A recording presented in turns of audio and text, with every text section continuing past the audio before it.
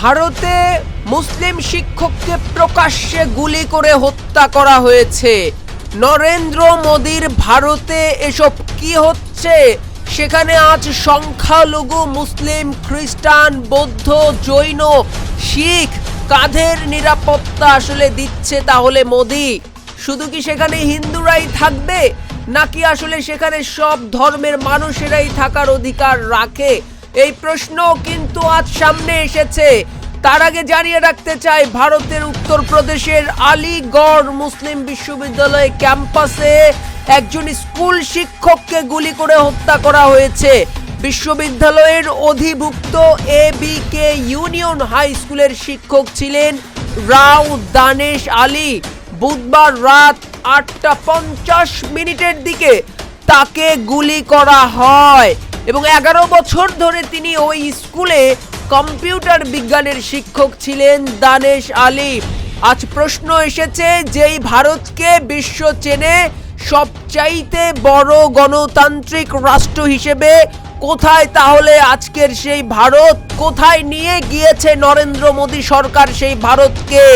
সেখানে হিন্দুত্ববাদের, উগ্র হিন্দুত্ববাদের যেই বিষ ভাস্প ছড়িয়ে দিয়েছে বজরং, সেখানে উগ্র হিন্দুত্ববাদ ছড়িয়ে দিয়েছে ওই আরএসএস, নরেন্দ্র মোদীর বিজেপি, শুভেন্দুরা। সেই ভারতে কতটুকু নিরাপদ আজকে সংখ্যালঘুরা? সেই প্রশ্ন সামনে এসেছে। সেই প্রশ্ন বিশ্বের কাছে কিন্তু ভারতকে বলতেই হবে, ভারতকে জবাব দিতেই হবে। হ্যাঁ, নতুবা কেন আজ 25 ডিসেম্বর, অথচ গতকাল রাতেই এই ঘটনা ঘটলো। একজন মুসলিম শিক্ষককে গুলি করে হত্যা করা হলো।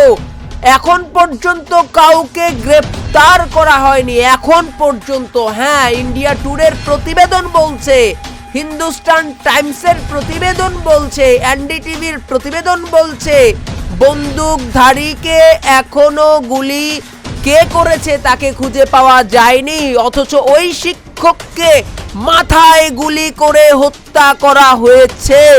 এমন একটি অরাজক, এমন একটি ভীতির পরিস্থিতি, ভয়ের রাজ্য ভারতকে বানিয়েছে কে, সেটা কিন্তু একেবারে স্পষ্ট।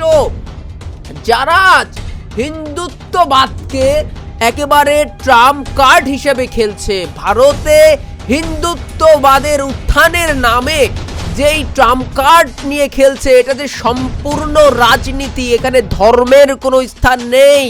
ধর্মকে ব্যবহার করে উগ্রতা ছড়ানো হচ্ছে ভারত জুড়ে। এ কথা একেবারেই প্রাসঙ্গিক হয়ে উঠেছে ভারতের সার্বিক রাজনীতিতে। এই তো যেখানে সেখানে একেবারে মুসলিম বা খ্রিস্টান বা জৈন বা শিখ পেলেই যেভাবে গেরুয়ারা যেভাবে আক্রমণ করছে, সেটা কিন্তু আজ এই যে ভারতবাসী দেখছে, সারা বিশ্ব দেখছে। আজকে কোথায় ভারতের গণতান্ত্রিক পরিবেশ? কোথায় ভারতের গণতন্ত্র, যারা নিজেদেরকে সবচাইতে বড় গণতান্ত্রিক রাষ্ট্র হিসেবে দাবি করে, অথচ তাদের দেশে সংখ্যালঘুদের নিরাপত্তা নেই? সেখানে ভারতে সংখ্যালঘুদের নিরাপত্তা নেই।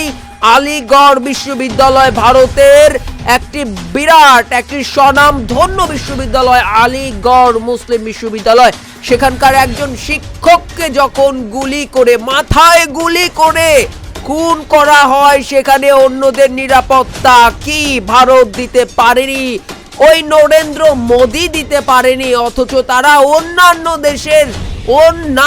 দেশের কি সংখ্যালঘুদের নিরাপত্তা নিয়ে কথা বলে। অথচ সব দেশে, প্রতিবেশী সব দেশগুলোতেই আজকে হিন্দুরা নিরাপদে বসবাস করছে, প্রাণ ভয় নেই, একেবারে সুন্দর করে প্রাণ উচ্ছ্বাসের সাথে তারা বসবাস করছে। অথচ একেবারে ভারতের মাটিতে একের পর এক খবর আরো আছে, খবর আরো দিব, খবর আরো জানাবো। ভারতে আজ সংখ্যালঘুরা নিরাপত্তায় নেই।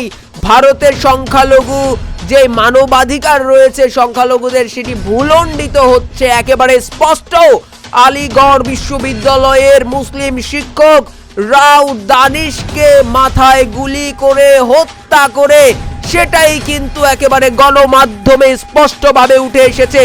তারপরেও ভারত যদি বলে তাদের দেশের সংখ্যালঘুরা নিরাপদ, তাহলে বিশ্বের এবার সময় এসেছে ভারতকে ধরার।